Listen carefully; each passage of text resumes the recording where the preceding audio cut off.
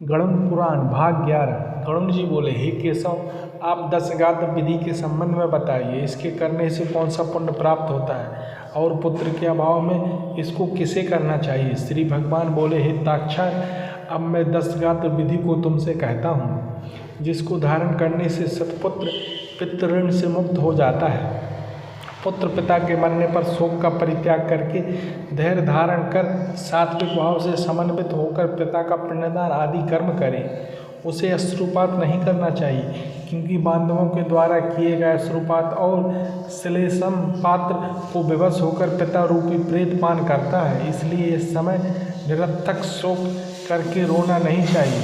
यदि मनुष्य हजारों वर्ष रात दिन शोक करता रहे तो भी प्राणी कहीं भी दिखाई नहीं पड़ सकता। जिसकी उत्पत्ति हुई है उसकी मृत्यु निश्चित है, और जिसकी मृत्यु हुई है उसका जन्म भी निश्चित है।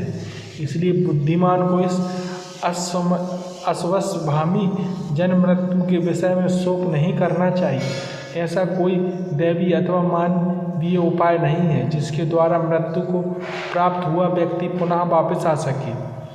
अवश्यम भावी भावों का प्रतिकार यदि संभव होता तो नल, राम और युधिष्ठिर महाराज आदि दुख न प्राप्त करते। इस जगत में सदा के लिए किसी भी व्यक्ति के साथ रहना संभव नहीं है। जब अपने शरीर के साथ भी जीवात्मा का सार्वकालिक संबंध संभव नहीं तो फिर किस जनों के आंतरिक सहवास की तो बात ही क्या। जिस प्रकार कोई पथिक छाया का आश्रम लेकर विश्राम करता और विश्राम करके पुनः चला जाता, उसी प्रकार प्राणी का संसार में परस्पर मिलन होता है। पुनः प्रारंभ कर्मों को भोग कर वह अपने गंतव्य को चला जाता है। प्रातःकाल जो भोज पदार्थ बनाया जाता है वह सायंकाल तक नष्ट हो जाता है। ऐसे नष्ट होने वाले अन्न के रस से पुष्ट होने वाले शरीर की नित्यता की कथा ही क्या। पितृमरण के होने वाले दुख के लिए यह पूर्वोक्त विचार औषध स्वरूप है। अतः इसका समय चिंतन करके अज्ञान से होने वाले शोक का परित्याग कर पुत्र को अपने पिता की क्रिया करनी चाहिए।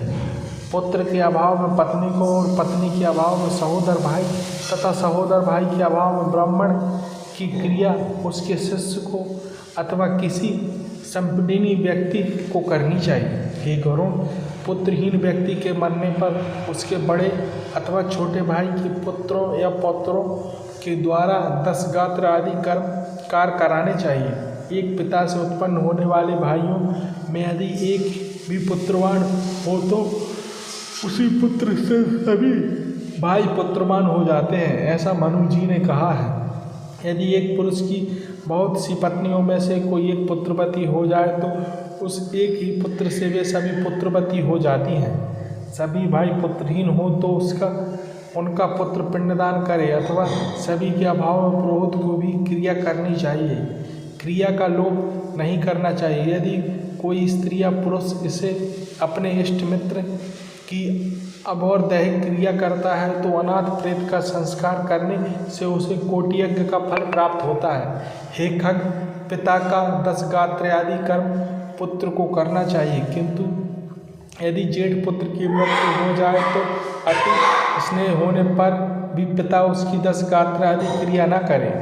बहुत से पुत्रों के रहने पर भी दशगात्र संपीड़न तथा अन्नपूर्णा श्राद्ध भी पुत्र को करना चाहिए। पैतृक संपत्ति का बंटवारा हो जाने पर भी दशगात्र संपीड़न और षोडश श्राद्ध एक को ही करने चाहिए, किंतु संवत्सरक आदि श्राद्धों को विभक्त पुत्र पृथक पृथक करें। इसलिए जेठ पुत्र को एक समय भोजन, भूमि पर शयन तथा ब्रह्मचर्य धारण करके पवित्र होकर भक्ति भाव से दशगात्र और श्राद्ध विधान करने चाहिए।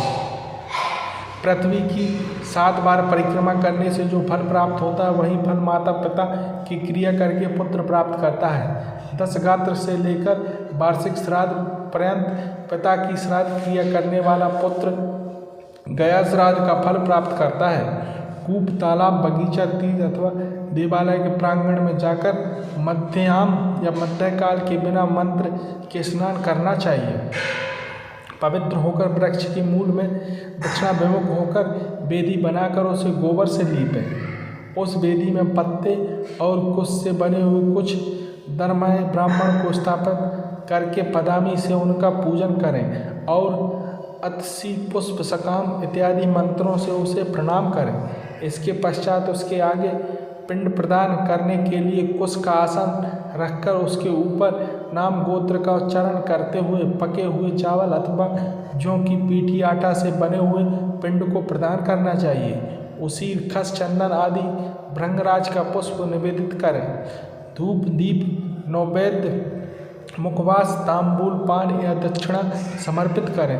तदंतर का कान्य दूध और जल से परिपूर्ण पात्र तथा वर्धमान वृद्धि क्रम से दी जाने वाली जजांजलि प्रदान करते हुए यह कहें, अमुक नाम के प्रेत के लिए मेरे द्वारा प्रदत्त प्राप्त हो अन्न वस्त्र जल द्रव अथवा अन्न जो भी वस्तु प्रेत शब्द का उच्चारण करके मृत प्राणी को दी जाती है उससे उसे अनंत फल प्राप्त होता है। इसलिए प्रथम दिन से लेकर संपीडीकरण के पूर्व स्त्री और पुरुष दोनों के लिए प्रेत शब्द का उच्चारण करना चाहिए।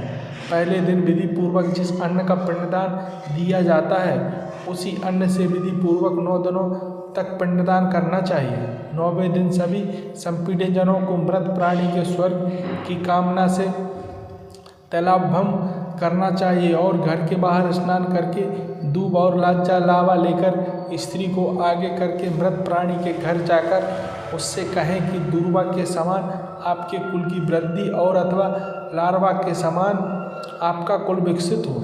ऐसा कहकर के दुर्वा समन्वित लावा को उसके घर के चारों ओर बिखेर दें। हे खगेश्वर, 10वें दिन मांस से पिंडदान करना चाहिए, किंतु कलयुग में मांस से पिंडदान शास्त्रस्थ निषिद्ध होने के कारण मांस या उड़द के पिंडदान करना चाहिए। 10वें दिन क्षौर कर्म और बंधु बांधवों को मुंडन कराना चाहिए। क्रिया करने वाले पुत्रों को भी पुनः मुंडन कराना चाहिए। 10 दिन तक एक ब्राह्मण को प्रतिदिन मिष्ठान भोजन कराना चाहिए और हाथ जोड़कर भगवान विष्णु का ध्यान करके प्रेत की मुक्ति के लिए इस प्रकार प्रार्थना करनी चाहिए। अतसी के फूल समान क्रांति वाले पीत वस्त्र धारण करने वाले अच्युत भगवान गोविंद को जो प्रणाम करते हैं उन्हें कोई भय नहीं होता।